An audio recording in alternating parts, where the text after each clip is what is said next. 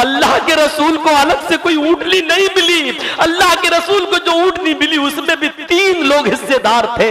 नबी के हिस्से में जो ऊँटनी आई उसमें एक अली हिस्सेदार थे, एक अबू दरदा हिस्सेदार थे और एक खुद अल्लाह के रसूल हिस्सेदार थे।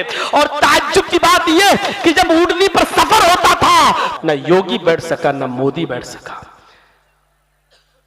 न जो बाइडेन बैठ सका, अमेरिका का राष्ट्रपति ना रसिया का राष्ट्रपति पुतिन बैठ सका। वह यरकबुल हिमार, अखलाक का आलम यह था।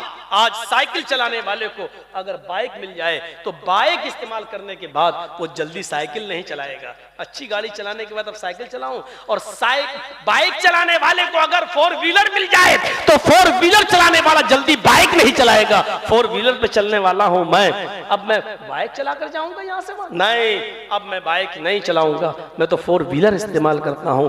लेकिन नबी के अखलाक का यह आलम था कि नबी को वो सवारी मिली जिस पर आज तक न जर्जीस बैठ सका, न योगी बैठ सका, न मोदी बैठ सका,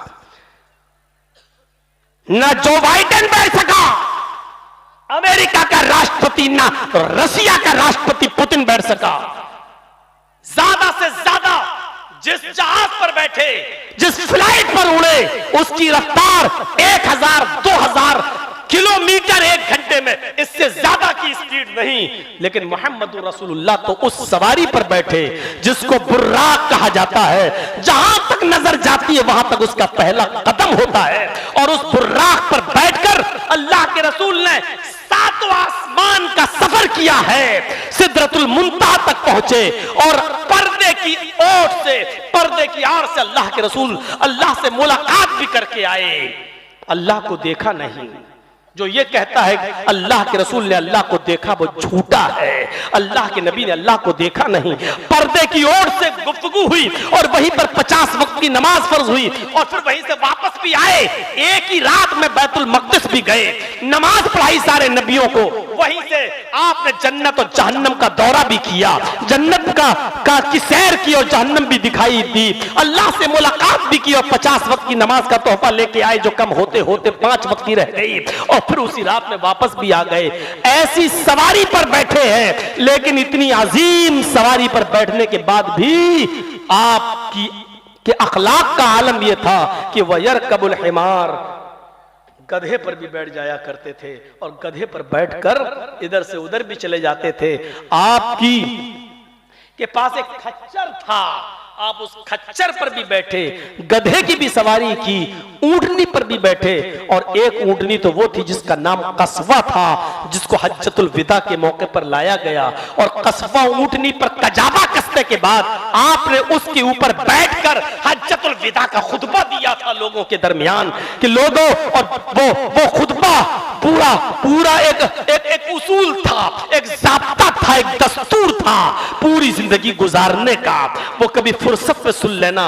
उस 20-25 मिनट के उस खुतबे को जो मैं 2-3 घंटे में आपके सामने रखूं तशरीह करते करते तो उसमें बहुत टाइम लगेगा। तो मेरे प्यारे साथियों, मैं बताना ये चाहता कि बुर्राक पर बैठने के बाद भी आपने गधे की सवारी की। ये नहीं कहा कि मैं बुर्राक पर बैठने के बाद अब गधे पर बैठूंगा, नहीं, गधे पर भी बैठ जाते थे, ऊंटनी पर भी बैठते थे, खच्चर पर भी बैठते थे, ये और घोड़े पर भी। ये नबी अकरम सल्लल्लाहु अलैहि वसल्लम के अखलाक का हाल था, अखलाक का आलम था। और लास्ट चीज, वह युजीबु दावतल अब्द, आप गुलाम की दावत भी कबूल कर लेते थे। अपने साथ गुलाम को बिठाकर गुलाम के प्लेट में, गुलाम के दस्तरखान पर गुलाम के साथ भी खाना खा लेते थे। और इसमें आप अपनी हिचक महसूस नहीं करते थे, इसके साथ खाएंगे। कभी कभी नौटंकीबाज और ड्रामेबाजों को आपने देखा होगा, मीडिया में उनकी फोटो आती है कि देखो फला चीफ मिनिस्टर ने, मुख्यमंत्री ने फला दलित के घर में खाना खाया है। ये ऐसे नौटंकीबाज और ड्रामेबाज आपको बहुत मिलेंगे, एक ढूंढो तो 1000 मिलेंगे। लेकिन जब कैमरा फोटो लेता है तो आप देखिएगा कि दलित को अलग खिलाया जाता है और उसको अलग, दोनों के दरमियान 2 मीटर की दूरी रहती है, 2 मीटर की। अगर किसी दलित, किसी चीफ मिनिस्टर ने अपनी मां का शुद्ध दूध पिया है तो एक ही थाली में दलित के साथ खाकर दिखाओ तो हम जाने। ये काम न मोदी जी कर पाएंगे न योगी जी कर पाएंगे। ये मेरा चैलेंज है, ये दावा है। एक थाली में नहीं खा सकते हैं और मोहम्मदुर रसूलुल्लाह अपने गुलाम के साथ एक ही थाली में खा रहे हैं। उसको एहसास नहीं होने दे रहे हैं। इंसान होने की हैसियत से हम में तुम में कोई फर्क नहीं है। मकाम और मर्तबे में मैं अल्लाह का रसूल जरूर हूं, लेकिन इंसानियत में कोई फर्क नहीं है। तुम्हारे भी दो हाथ हैं, मेरे भी दो हाथ हैं। तुम्हारे दो पैर हैं, मेरे भी दो पैर हैं। तुम्हारी भी दो आंखें, मेरी भी दो आंखें हैं। तुम्हारी शादी होती है, मेरी भी शादी हुई है। तुम्हारे बीवी बच्चे हैं, मेरे भी बीवी बच्चे हैं। तुम्हें सर दर्द बुखार आता है तो मुझे भी बीमारी होती है, मुझे भी सर दर्द और बुखार आता है। मेरे भाइयों, आपने ये साबित कर दिया कि इंसान होने की हैसियत से कोई फर्क नहीं है हम में और तुम में। इसलिए तुम्हारे साथ बैठ के मैं खाऊंगा और मेरे साथ बैठकर तुम खाओ। ये तसव्वुर था मेरे भाइयों, इसको मिटाया था जंगे बद्र के मौके पर, जब सवारियां कम थी और एक आदमी एक ऊंटनी पर 3 लोग सवार होते थे। 2 आदमी बैठते थे और एक उसकी लगाम पकड़ता था, फिर वो बैठता था तो दूसरा उसकी लगाम पकड़ता था। एक ऊंटनी 3 सहाबी को दी गई थी जंगे बदर में। 2 बैठते थे, एक चलाता था। अल्लाह के रसूल को अलग से कोई ऊंटनी नहीं मिली। अल्लाह के रसूल को जो ऊंटनी मिली उसमें भी 3 लोग हिस्सेदार थे।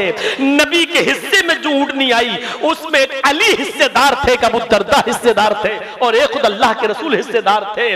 और ताज्जुब की बात यह कि जब ऊंटनी पर सफर होता था तो कभी कभी बारी अल्लाह के रसूल की आ जाती थी। अल्लाह के रसूल फिर ऊंटनी की लगाम पकड़ते थे और अली और अबू दरदा ऊंटनी पर बैठते थे। और आपने यह छीना नहीं। बहुत कहा अली ने, बहुत कहा अबू दरदा ने, हम आपको पैदल नहीं चलने देंगे।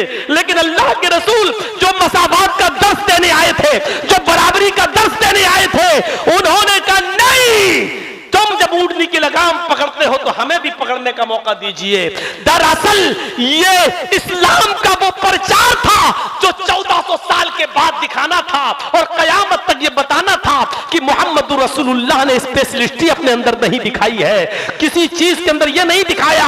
आज एक एक नेता के पीछे 20-20 गाड़ियां चल सकती हैं, लेकिन मोहम्मद रसूलुल्लाह वो वाहिद लीडर, वो वाहिद नेता है, वो वाहिद लीडर है कि जिन्होंने अपने 2 सहाबी को कहा तुम्हारे बैठने की बारी आई, अय अली अब तुम ऊंट पर बैठो, और आया अबू दरदा तुम ऊंट पर बैठो। अब मेरा ऊंटनी का लगाम पकड़ के लेके चलने की बारी आई, अब मैं लेके चलूंगा। और ऐसा करके दिखाया।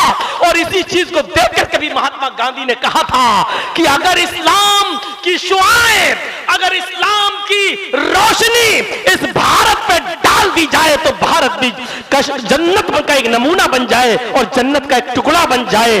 जरूरत है इस अखलाक को पेश करने की, जरूरत है इस किरदार को पेश करने की। मेरे प्यारे साथियों, 1 बज गया है और मैं बंगाल में आमतौर पर 10 बजे प्रोग्राम करता हूं, 11:30-12 बजे खत्म कर देता हूं। ये बंगाल में मुझे सबसे लास्ट में टाइम दिया। आज आप लोगों ने रिकॉर्ड तोड़ा है मेरा, वरना मैं बिहार और झारखंड छोड़ के बंगाल में प्रोग्राम इसलिए दे रहा हूं क्योंकि यहाँ टाइम सही मिल जाता है। 9:30-10 बजे मुझे बिठा देते हैं, 11:30-12 बजे जलसा खत्म हो जाता है। लेकिन आज आपने 11 बजे मुझे टाइम दिया।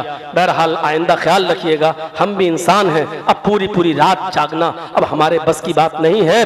मेरे भाइयों, हम बॉडी है, हमारा भी जिस्म है जो सुकून चाहता है। मस्जिद के लिए फिर से एक बार ताउन की अपील कि अल्लाह के लिए अल्लाह के घर को बनाओ। हजरत एक चीज और सुन लीजिए, बस बात खत्म कर दी, बैठ जाइए, थोड़ा सा बैठ जाइए। हजरत तमीम दारी मस्जिद नबी बनने के बाद सबसे पहला चिराग जो जला था मस्जिद नबी में, वो तमीम दारी ने जलाया था। 3 महीने 4 महीने के बाद जब आप ईशा की नमाज पढ़ाने आए तो देखा कि चिराग जल रहा है। पूछा कि इस मस्जिद में चिराग किसने जलाया? किसी के पास तो तेल नहीं था कि चिराग जलाया जा सके। आज चिराग जल रहा है। जवाब दिया तमीम दारी चिराग लाए तो अल्लाह के रसूल ने मुस्कुराते हुए कहा, अरे तमीम, तुमने मस्जिद में चिराग नहीं जलाया, कद नव्वरतल इस्लाम, आज तुमने इस्लाम को रोशन कर दिया। सिर्फ मस्जिद तुमने नहीं चमकाई, पूरा इस्लाम चमका दिया। सिर्फ मस्जिद तुमने रोशन नहीं की, पूरा इस्लाम रोशन कर दिया।